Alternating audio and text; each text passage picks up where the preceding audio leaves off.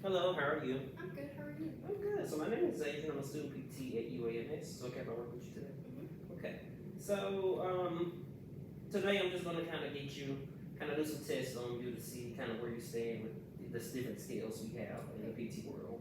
And I'm also going to help kind of right now help you kind of drain some of that gunk you got in your lungs. So that sounds good with you. Okay.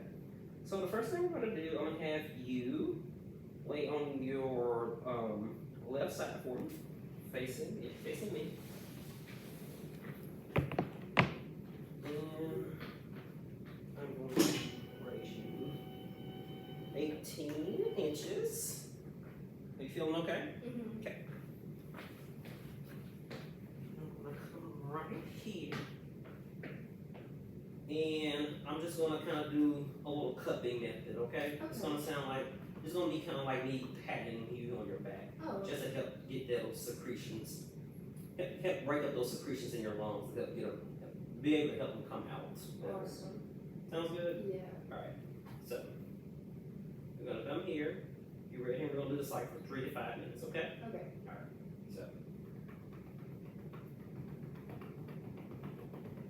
You feeling okay? Now while I'm doing this, I'm sorry, I should explain that. I want you to breathe in for me. And then breathe out during this whole entire time, just like that, okay?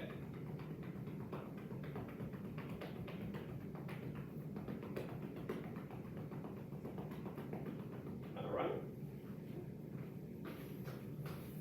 Bring you back down. You feeling okay? Yeah. All right. Now I want you to lay on your back for me, and then I want you to kind of sit up in a long sitting position. So yeah, there you go. Bend those knees for me, and I want you to lean forward, okay? So now, I'm kind of going to do the same thing, but this is just going to get a different load than we were doing before. All right. So it's going to be your top segments up here of your lungs. So I'm going to do kind of the same motion. Ready?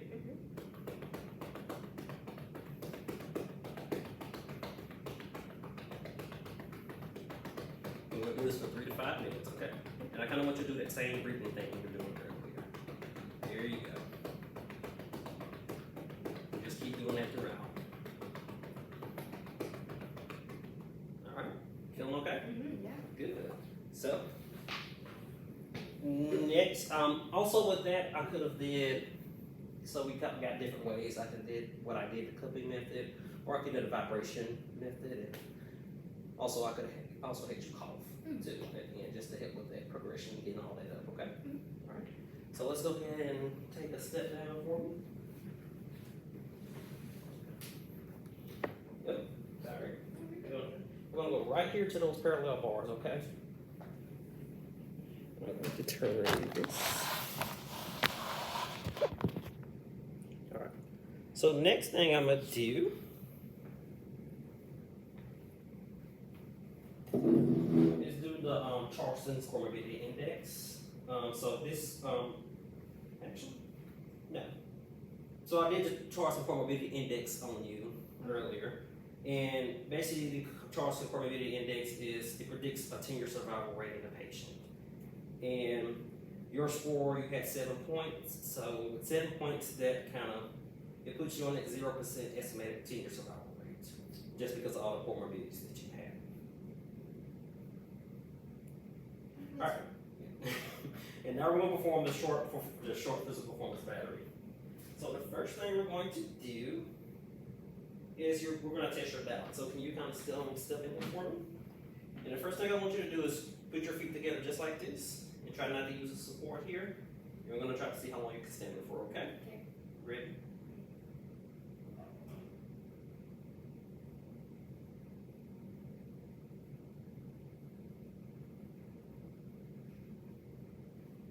Good. So you did that for 10 seconds, so that gives you 1 point for that specific task in the balance test.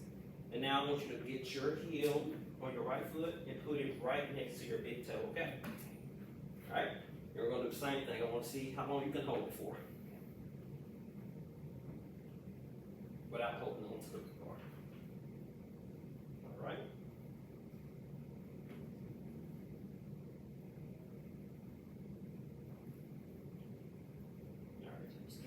Sorry.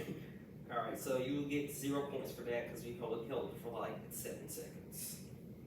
And the next one is going to put your heel right in front of that other, right in front of your left toe. Okay, just like that. I want to see how long you can hold it for. Okay.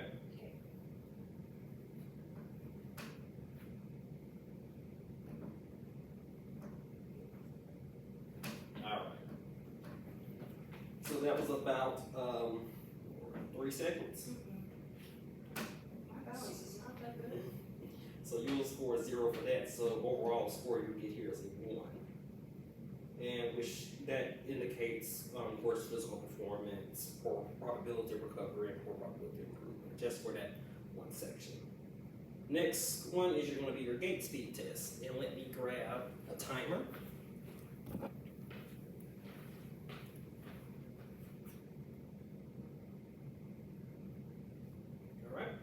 So you're going to start there, and I want you to, once you get to like this bar right here, I'm going to start the timer, and then stop it once you get to that bar. And then you just kind of veer off at the end right there. So, are you ready? Go.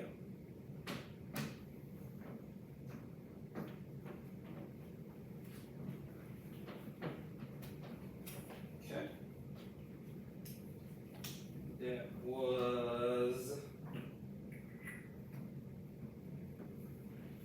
7 seconds. So that gives you 2 points on that, on the gait speed test.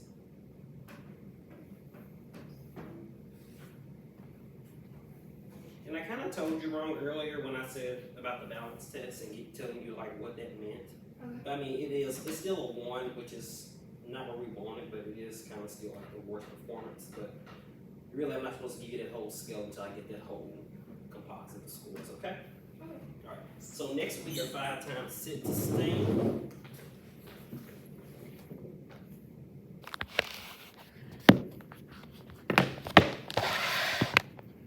So here we're just going to do, we're going to do chair sit to stands, and I want you to try to do this 5. I want you to do 5, and I want you to do it as fast as you can, okay? Okay.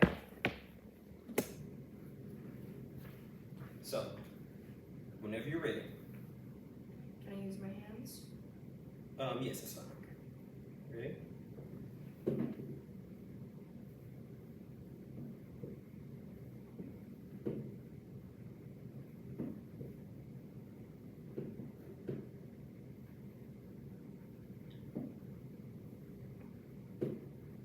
All right, one more. Okay, let's see back there. All right. You got 24.7 seconds. And that would give you 0 points for that test because the if it took you more than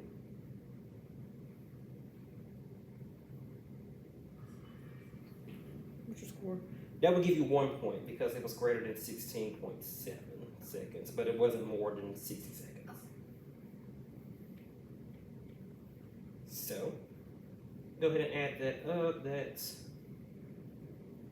That gives you 4 on this scale. And so for basically anything really less than 10, we consider frailty and just really low physical performance. And a scale of 4, like technically, if you look at the scale, it says reduced physical performance, a high probability of recovery, quality of life, mortality related to physical performance and improvement.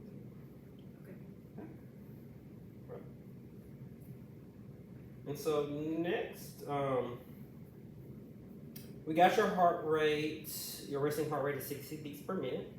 Oh, sorry. Oh, I told you all that.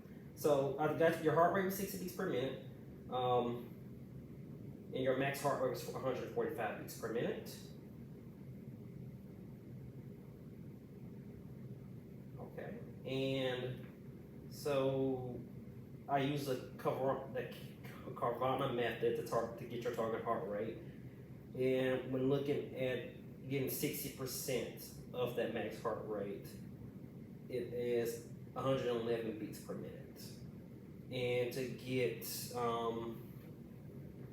40%, of that heart rate. That is, let me do that math real quick.